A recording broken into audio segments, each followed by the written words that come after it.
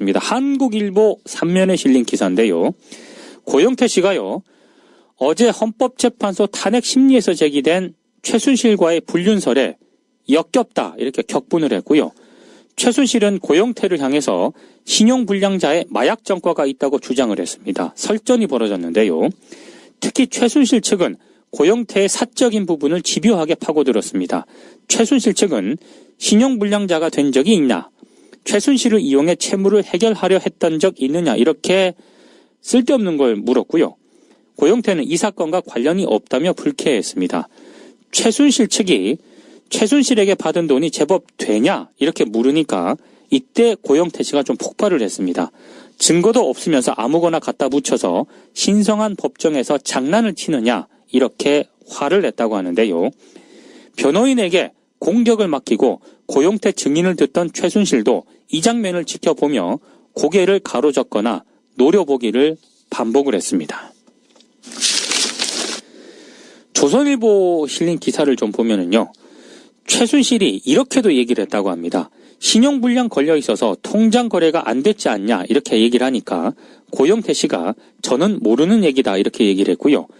그러니까 최순실이 왜 몰라?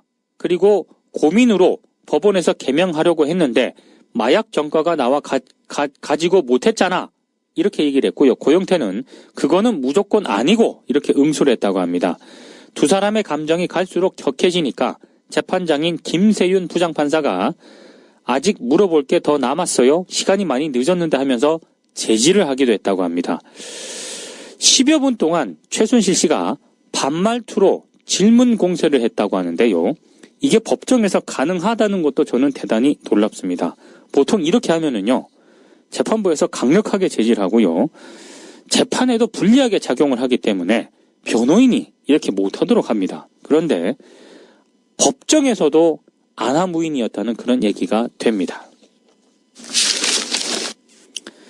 더 리얼한 버전이 많긴 합니다만, 네, 아침부터 뭐 이런 걸 세세하게 좀 전해드리기가 송구스러워서 아마 오늘 종편에서요 하루 종일 요걸 가지고 장사를 하지 않을까 생각이 됩니다. 관심 있으신 분들은 종편을 좀 참고를 해주셨으면 좋겠습니다. 그러니까 최순실이 왜 몰라?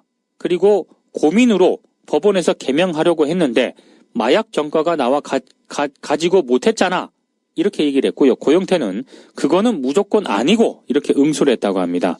두 사람의 감정이 갈수록 격해지니까 재판장인 김세윤 부장판사가 아직 물어볼 게 더 남았어요. 시간이 많이 늦었는데 하면서 제지를 하기도 했다고 합니다. 10여자가 된 적이 있냐? 최순실을 이용해 채무를 해결하려 했던 적 있느냐? 이렇게 쓸데없는 걸 물었고요. 고영태는 이 사건과 관련이 없다며 불쾌했습니다. 최순실 측이 최순실에게 받은 돈이 제법 되냐? 이렇게 물으니까 이때 고영태 씨가 좀 폭발을 했습니다. 증거도 없으면서 아무거나 갖다 붙여서 신성한 법정에서 장난을 치느냐? 이렇게 화를 냈다고 하는데요. 변호인에게 공격을 맡기고 고영태 증인을 듣던 최순실도 이 장면을 지켜보며 고개를 가로젓거나 노려보기를 반복을 했습니다. 조선일보 실린 기사를 좀 보면은요. 최순실이 이렇게도 얘기를 했다고 합니다. 신용불량 걸려 있어서 통장 거래가 안 됐지 않냐 이렇게 얘기를 하니까 고영태 씨가 저는 모르는 얘기다 이렇게 얘기를 했고요. 그 분 동안 최순실 씨가 반말투로 질문 공세를 했다고 하는데요.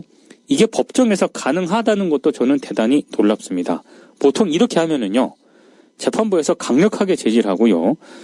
재판에도 불리하게 작용을 하기 때문에 변호인이 이렇게 못하도록 합니다. 그런데 법정에서도 안하무인이었다는 그런 얘기가 됩니다.